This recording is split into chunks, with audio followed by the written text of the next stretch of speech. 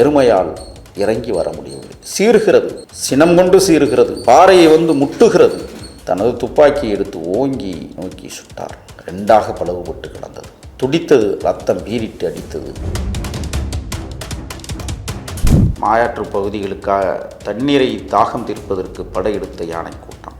எங்களை அது பார்க்க, நாங்களும் அதை பார்க்க, அசைவு இல்லாமல் அப்படியே அனைத்து யானைகளும் நின்றது. புலி ஒன்று தன் குழந்தையுடன் விளையாடி கொஞ்சி மகிழ்ந்து கொண்டிருந்ததை நாங்கள் அறியாமல் போய்விட்டோம். அது பாறையினுடைய குகை போன்ற இருக்கிற அந்த பகுதிக்குள் இருந்து கொண்டு சீர ஆரம்பித்தது.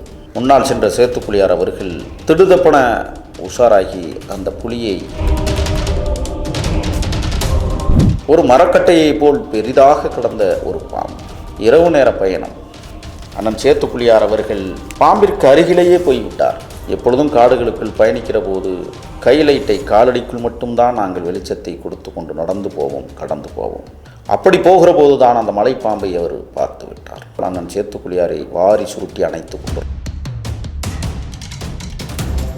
உள்ளே படுத்து இருந்தவர்களை துவம்சம் செய்கிற அளவிற்கு வெறிகொண்டு வந்த யானையை தூக்க கலக்கத்தில் உடனடியாக நிறுத்தி உயிர் போகும் அளவிற்கு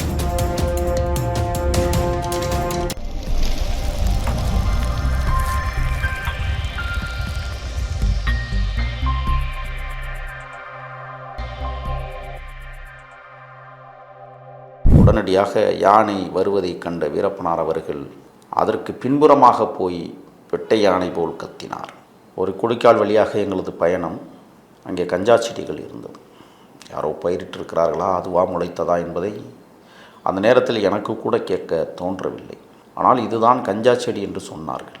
நான் அன்றுதான் முதலாக பார்த்தேன். அதுதான் கடைசி முறையும் பார்த்ததாக இன்றும் நினைவுக்கு இருக்கிறது. நெப்பு தெரியாமல் நாங்களும் கடந்து போய் பார்க்கிற போது ஒரு கூட்டமே இங்கே நின்றதை பார்த்த வீரப்பனார் மாயாற்று பகுதிகளுக்காக தண்ணீரை தாகம் தீர்ப்பதற்கு படையெடுத்த யானை கூட்டம்.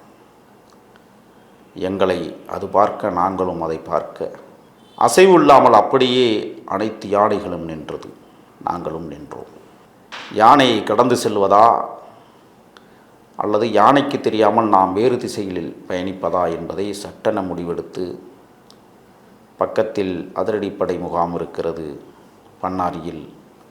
இந்த நேரத்தில் நாம் யானைகளோடு சண்டையிடுவது அபத்தமானது, பயணத்தை மாற்றுவோம் என்று சொல்லி மேலும் மேற்கு திசை நோக்கி ஒரு 10 கிலோமீட்டர் நடக்க வேண்டிய துர்பாக்கியம். ஒரு மலை ஏறி இறங்கி கடந்து நாளெல்லாம் கடந்தோம், சோர்ந்தோம். மாயாற்று படுக்கைகளின் பக்கத்தில் போய் ஒரு இடத்தில் தங்கினோம். மழை பெய்தது, கடுமையான மழை. டேராவை கட்டி டேராவின் ஓரத்தில் வாய்க்காலை பிடித்து தண்ணீரை ஓடவிட்டு தண்ணீர் வராத பகுதிக்குள் தங்களை பாதுகாத்து கொண்டோம். சிரமம்தான். அங்கிருந்து மாயாற்று படுக்கைகளுக்கும் பக்கத்தில் போய் பள்ளத்தாக்கு பகுதிகளில் எங்களது பயணத்தை முடித்து கொண்டோம். யானைகள் சாதாரணமானவை அல்ல. ஒண்டி யானையிடம் நாம் மாட்டிக்கொண்டோமேயானால் நம்மை துவம்சம் செய்வதை தவிர வேறு வழியே இல்லை. அதற்கு வெள்ளை நிறம் யானைக்கு பிடிக்காது. வேட்டியோ வெள்ளை சட்டையோ போட்டிருந்தால் அவனை துவம்சம் செய்துவிடும் ஒண்டி யானை. கூட்ட யானைகள் கூட அதிலிருந்து கிளம்பி வந்து மனிதனை கொல்லுவதற்குத்தான் முந்துமே ஒழிய பரிதாபப்பட்டு ஒருபோதும் அது பயணிக்காது. ஆக யானைகள் எப்படியெல்லாம் காடுகளுக்குள் அதனுடைய வாழ்வை அமைத்து கொள்ளுகிறதோ அதை போல அதற்கு தகுந்தாற் போல நாங்களும் யானையிடமிருந்து தப்பிப்பதற்கு தன் வாழ்வை அமைத்து கொள்வது வரலாறு. கட்டியிருந்த டேராக்கும் பக்கத்திலேயே யானை வந்து அந்த யானையை சுட்டு கொன்ற தருணம் இன்றும் என்னால் வாழ்வில் மறக்க முடியாதவை. விட்டிருந்தால் கூடாரத்தை காலி செய்து உள்ளே படுத்து இருந்தவர்களை துவம்சம் செய்கிற அளவிற்கு வெறிகொண்டு வந்த யானையை தூக்க கலக்கத்தில் உடனடியாக நிறுத்தி உயிர் போகும் அளவிற்கு வருகிற யானையை விட்டுவிட்டால் நாம் தப்பிப்பது கடினம் என்று கருதிய வீரப்பனார் அந்த யானையையும் சுட்டு கொன்ற வரலாறு. காட்டு விலங்குகள் எப்போதுமே தன் வாழ்வை அதற்கு தகுந்தாற்போல் அமைத்து கொள்ளும். நாம் தான் பல இடங்களில் தன் வாழ்வை அமைத்து கொள்வதால் இது போன்ற சச்சரவுகள் காடுகளுக்குள் தொடர்ந்து கொண்டேதான் இருந்தது. ஒருமுறை மிஞ்சுக்குழி போலிகளில் நாங்கள் தங்கியிருந்த போது புலி ஒன்று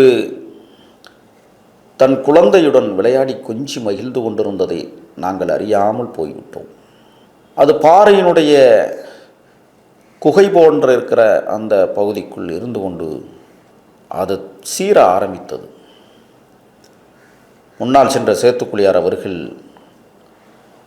திடுதப்பன உஷாராகி அந்த புலியை அடித்து விட்டால் குழந்தையாக இருக்கிற சிறிய குழந்தை புலி பரிதவித்து விடும் என்று கருதிய சேத்துக்குளியார், இந்த இடத்தில் நாம் இப்படி கடினமான பயணத்தை மேற்கொள்வது ஒரு குட்டி புலிக்கு பயந்துதான் காரணம், அந்த குட்டி புலி வாழ வேண்டும் என்று கருதி அங்கிருந்து நாங்கள் திசை மாறி சென்ற தருணம் மறக்க முடியாதவை.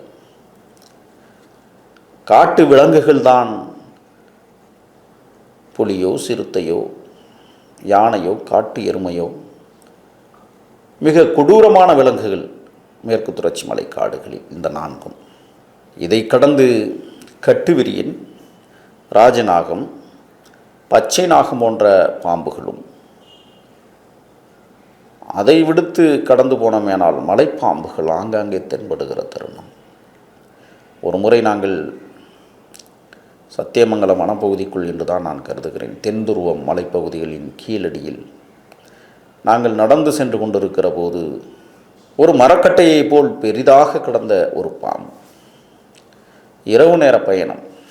அண்ணன் சேத்துக்குளியார் அவர்கள் பாம்பிற்கு அருகிலேயே போய்விட்டார். எப்பொழுதும் காடுகளுக்குள் பயணிக்கிற போது கைலைட்டை காலடிக்குள் மட்டும்தான் நாங்கள் வெளிச்சத்தை கொடுத்து கொண்டு நடந்து போவோம், கடந்து போவோம். அப்படி போகிற போது தான் அந்த மலைப்பாம்பை அவர் பார்த்து விட்டார். ஒரு நிமிடம்தான் தாமதம். இல்லை என்றால் அண்ணன் சேத்துக்குளியாரை வாரி சுருட்டி அணைத்து கொண்டிருக்கும் மலைப்பாம்பு. உடனடியாக யோசித்து நாங்கள் வரிசையாக அவர் பின்னால் நடந்து போகிற போது திருதமுன பின்னோக்கி ஓடி வந்தார். சனிய அத்தை தண்டி கிடக்கு அப்படின்னார். கைலைட்டை வைத்து அடித்து பார்க்கிற போது தன் தொடையை விட பெரிதாக கிடந்தது. கடந்து செல்லுகிறோம், ஆகையால் இதை சும்மா விட்டு போய்விட முடியாது. தனது துப்பாக்கி எடுத்து ஓங்கி பாம்புவை நோக்கி சுட்டார். 2ஆக பிளவுபட்டு கிடந்தது. துடித்தது, ரத்தம் பீரிட்டு அடித்தது. தன் திசையை அங்கிருந்து ஒரு 100 மீட்டர் தொலைவுக்கு போய் திரும்பி சுற்றி வந்து பாதையை தொட்டு கடந்து போன வரலாறு. ஆகத்தான் கடக்குகிற போது எவ்வாறெல்லாம் தங்களுடைய பயணத்திற்கு எதெல்லாம் குறுக்கில் நின்றது என்பதை எண்ணி பார்க்கிறோம். காட்டெருமை யானையைப் போல ஒண்டி எருமையைப் போல, ஒண்டி யானையைப் போல ஒண்டி எருமையும் இருக்கிறது. வீரப்பனாருடைய தந்தையார் கூசிய முனுசாமியை ஒண்டி எருமைதான் கொன்றொழித்தது. ஒண்டி எருமை எப்பொழுதுமே சாதுரியமாக செயல்படக்கூடிய விலங்கு. மனிதனை கண்டால் விடவே விடாது. அவனை கொம்பால் குத்தி கிடித்து கொன்று விட்டுத்தான் கடந்து செல்லக்கூடிய விலங்கு. அப்படித்தான் நாங்களும் ஒரு முறை ஒரு ஆட்டுப்பட்டி, ஒருவன் ஆட்டுப்பெட்டியிலே படுத்து கிடக்கிறான். 3 நாய்கள் இருக்கிறது. எங்களை பார்த்ததும் நாய்கள் குறைக்கிறது. இரவு நேர பயணம். உடனடியாக அந்த ஆட்டுப்பட்டியில் உள்ளவன் எழுந்து ஓடி வந்து டார்ச் லைட் அடிக்கிறான் எங்கும். நாங்கள் அந்த லைட்டு வெளிச்சத்தில் தென்பட்டு விடக்கூடாது என்பது கவனமாக இருந்து புதருக்குள் படுத்து கிடந்தோம். ஆனால் நாய்கள் எங்களை விடவே இல்லை, குறைத்து கொண்டே இருந்தது.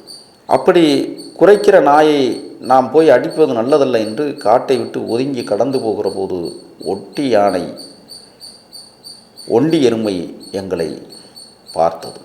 படுத்து கிடந்த அந்த ஒண்டி எருமை பார்த்ததும் சட்டென தடாபுடால் என எழுந்து எங்களை தாக்குவதற்கு முற்பட்டது.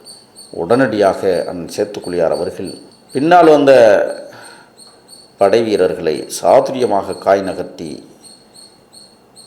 அங்கிருந்து ஓடி ஒரு பள்ளத்துக்குள் குதித்து கீழே இறங்கி பாறைகளுக்கிடையே கடந்து போனோம். அந்த ஒற்றை எருமையால் இறங்கி வர முடியவில்லை. சீறுகிறது, சினம் கொண்டு சீறுகிறது, பாறையை வந்து முட்டுகிறது. இந்த பயண வாழ்க்கை எத்தனையோ சிரமங்களுக்கு உட்பட்டுத்தான் கடந்து போகிறோம். ஒரு முறை நடந்து போகிற போது எங்களது படை வீரன் ஒருவனுக்கு தேள் குட்டியதை மறக்க முடியாது. உடனடியாக அதுக்கு மருத்துவ சிகிச்சையை வீரப்பனார் அவர்கள் கொடுத்தார்கள் இயற்கை மருத்துவத்தை. கற்கள் முத்தமிடும், முற்கள் பதம் பார்க்கும், இருட்டு சாமத்து பயணம் குருட்டுத்தனமாக புதர்களில் போகும். அப்பப்பா, அந்த பனி நேரத்திலும் வியர்வைகள் பனித்துளிகளையே மிஞ்சும். வெயில் காலங்களில் இரவு பயணம் என்பது கடினமானது. நடக்க நடக்க குளித்தே விடுவோம். இது காட்டு வழி பயணத்தில் நாங்கள் அனுபவித்த வாழ்வியல் முறைகள். வணக்கம்.